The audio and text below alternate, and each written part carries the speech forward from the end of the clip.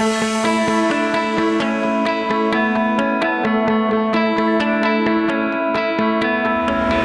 students, my name is Udana Soisa. I've done at law. I've been a lecturer with the University of London for nearly a decade now. In this short series, this 5 minutes series, we will learn the basics about various subjects within the University of London syllabus, ranging from contract law, criminology, jurisprudence, criminal law, international law, even to areas such as legal systems, public law, trust and equity, property law, and etc. So I hope that you stick with us and learn to think and analyze through these little videos we are bringing to you.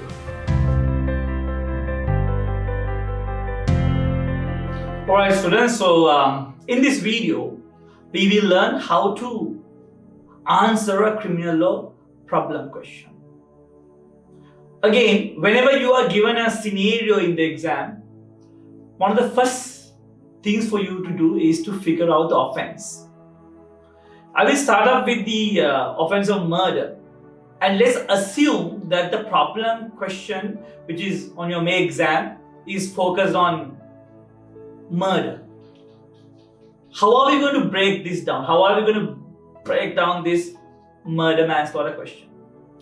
First, it is essential for you to define what is murder. Murder, as per the case of Moloney, R versus Moloney, is unlawful killing of a human being with intention to kill or cause grievous bodily harm. So, first things first. So you define the crime. Secondly, you need to apply. Don't state, start applying. You need to apply the actus reus and you need to apply the mens rea. The first point in your actus reus analysis, you need to figure out whether murder is a result crime or a conduct crime.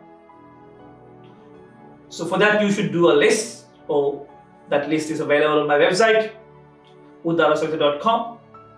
So obviously we know as a matter of fact that murder is a result crime. Why is this important for us? Because if it's a result crime, in such context we have to apply theories of causation.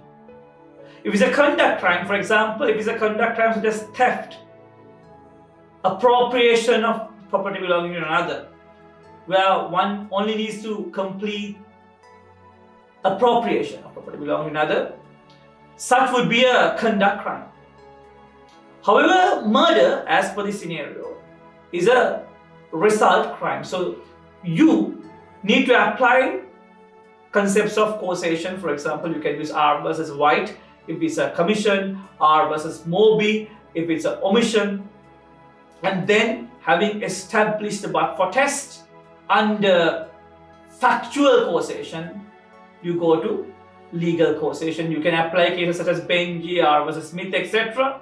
So one of the key points you students need to understand is if it's a result crime, it's very important for you to touch the concepts of causation.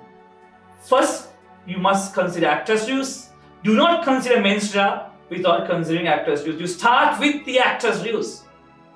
You start with the actus reus and then you figure out whether it's a result crime or a conduct crime. If it's a conduct crime, you go ahead, you establish the wrongful conduct. In a sense, actus reus is a wrongful conduct. However, the wrongful conduct needs to have a causation, a causative approach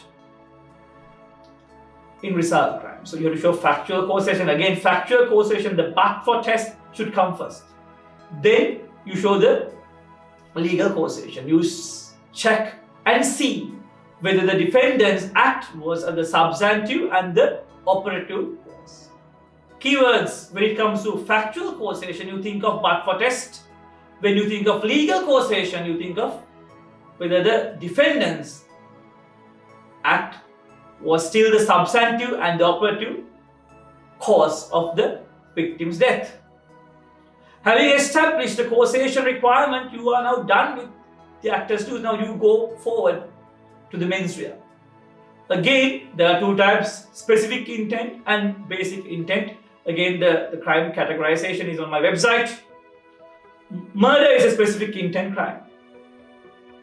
Thus, intention to kill or intention to cause grievous bodily harm. As per the case of Vickers, you can show either intention to kill or intention to cause grievous bodily harm.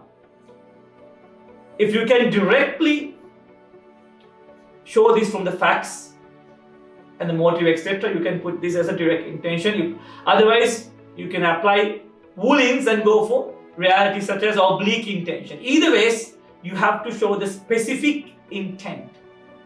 If the crime is a basic intent crime, no need to go that further. You can show this very casually. Finally, once you can show actus reus and once you can show mens rea, you can show that actus reus and mens rea overlap or the word is coincide. Otherwise, there are various mechanisms to make it coincide. Then you talk about punishment.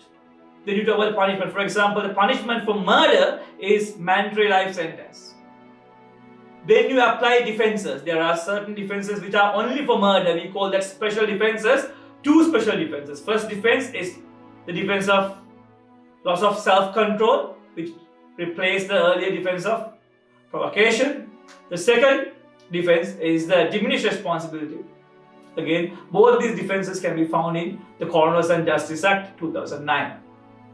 So having established special defenses, or if the special defenses are applicable, again applied.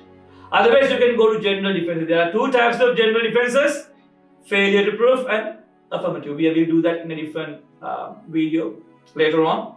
But then you apply that. And that would be the end of your answer. Right? Again, you define the crime, you discuss actus reus, you show the mens rea, you coincide, you look at the punishment. It's very essential that you write about the punishment in each of your problem questions. Finally, you apply the relevant defenses, whether it's special defense, whether it's general defense, whether it's affirmative, whether it's failure to prove. So it's very important you apply the correct defense in given problem questions. Thank you so much.